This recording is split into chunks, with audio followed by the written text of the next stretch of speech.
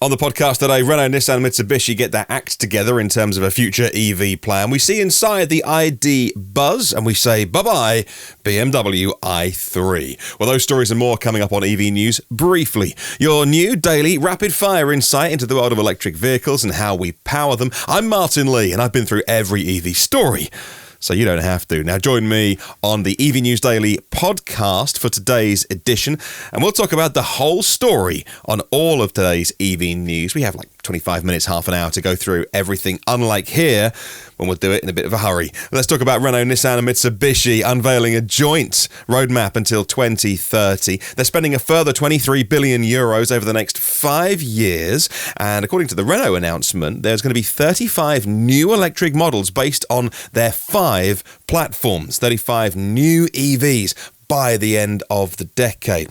Part of this is a key joint battery strategy.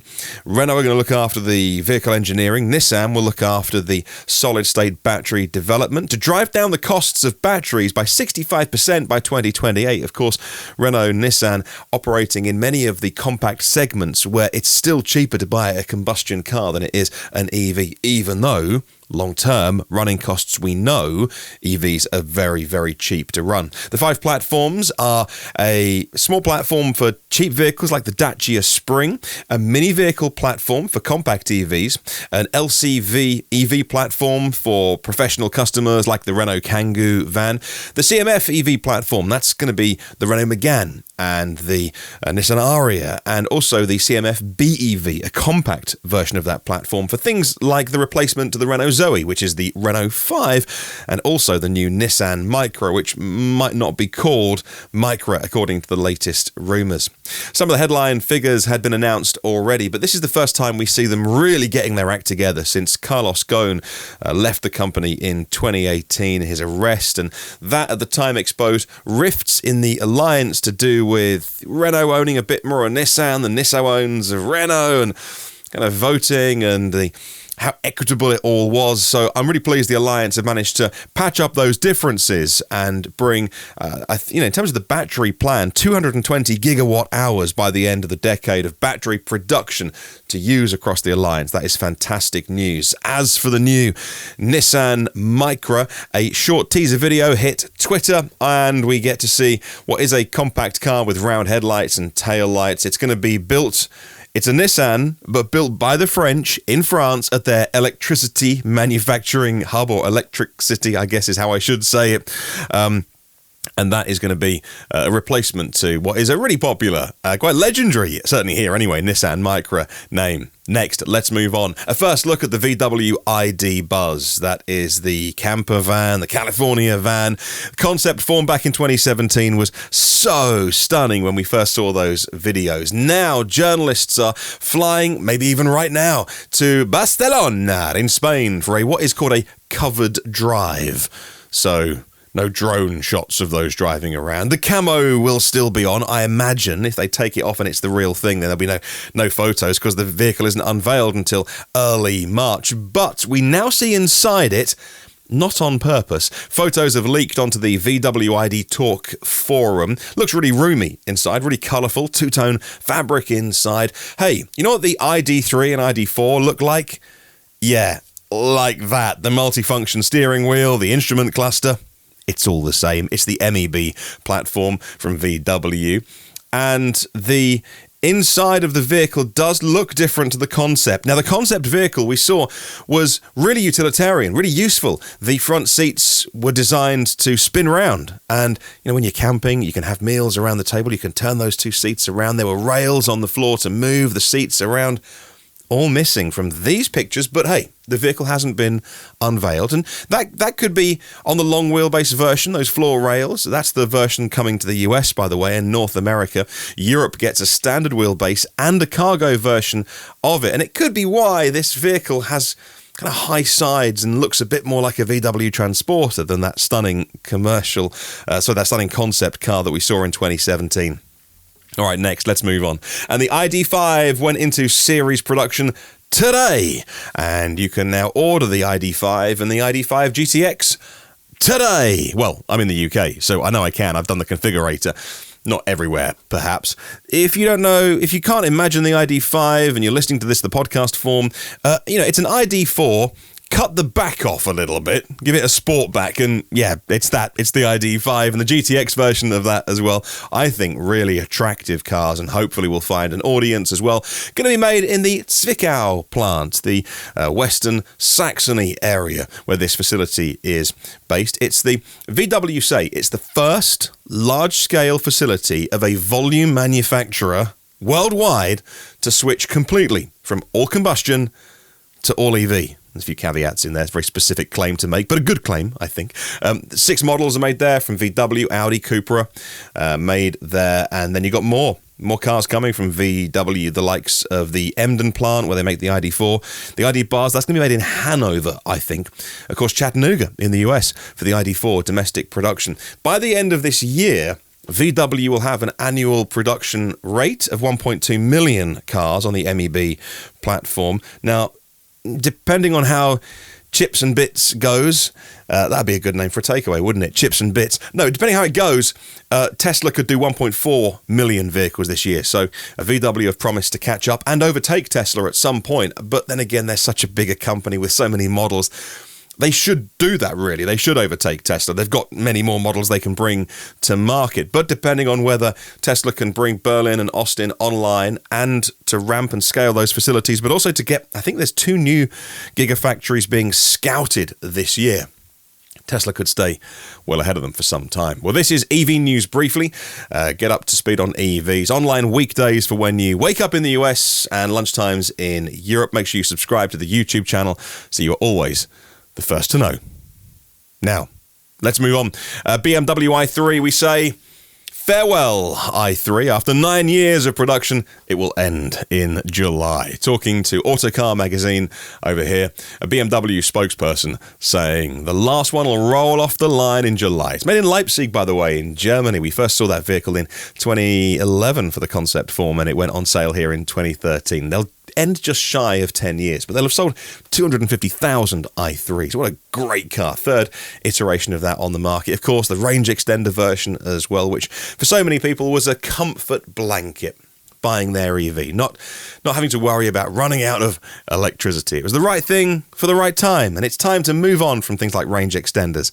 But fantastic news for the success of the i3. Bit of a shame to see that one go, but they need to use the i3 badge.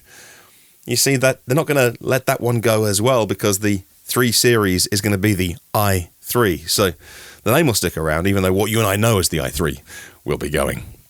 Now in China, where the i3 is already on sale, by the way. But anyway, in China, BYD, famous for batteries and now vehicles, are going to build a whole industrial park for themselves and their partners. It's going to be made in the city of Changyang, and there's about 5 million people there. It's a big area, and the first phase is BYD's facility and battery cell module production, core components, about 30 gigawatt hours worth a year. Second phase is inviting in suppliers of things like cathodes and anodes and copper and aluminium foils and separators.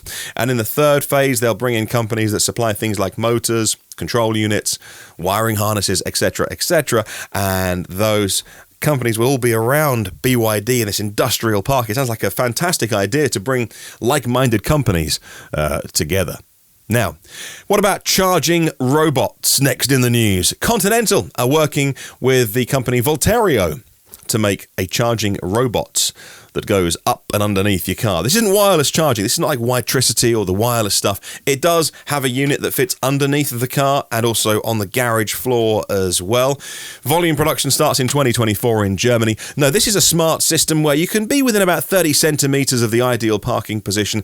It allows for that much deviation, and it will find its way. The two will meet and join and start charging your vehicle. Maximum of 22 kilowatt AC charging. I'm not sure there's an obvious use for this, given that wireless charging is now becoming so efficient, because the best new wireless EV charging systems are as efficient as plugging in, which kind of blows my mind a little bit. How can the electricity going through the air be as efficient as physically plugging in a cable? But it is. I don't know how they do it. But so I don't know where this will be used, but I can imagine there'll be some use cases. So good luck to them. Hey, and well done. Next in the news to LG. The spin-off of LG Energy, is now had its market debut earlier this week on Thursday. It's now a public company. The market capitalization of LG Energy is $98.3 billion at the close of trading on local stock exchanges. The stock price opened at $496, somewhat up from the $250 IPO price. They are the second largest EV battery maker in the world, about 23% market share for LG Energy, behind the Chinese CATL company. Next, in California, Governor Newsom is detailing some more funds to make EVs more accessible. $256 million going towards low-income consumer EV purchases and $900 million on deploying affordable charging options to low-income neighborhoods. And for anyone that listens to my podcast, episode 356 coming, I think, later today.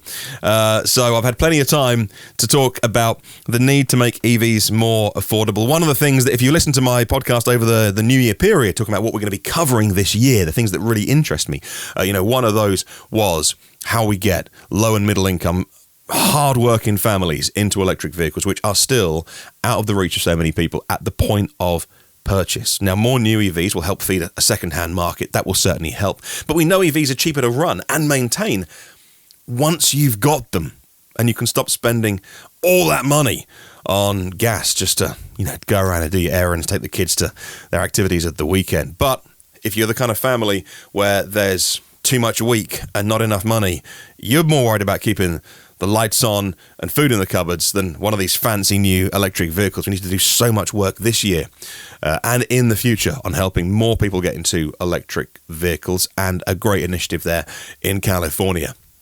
And finally, Elon Musk might like his private jets, although he might not like people knowing where it goes, if you've been following that news with a Twitter account that tracks it. But they also now have their own railway. And if you'd like to ride Tesla Rail, you better get a job in Berlin, because it's the only way that you'll get to ride it. They've bought the railway line that goes past the site of Giga Berlin from the regional railway group DRE, a spokeswoman for the Ministry of Infrastructure and State Planning confirming yesterday.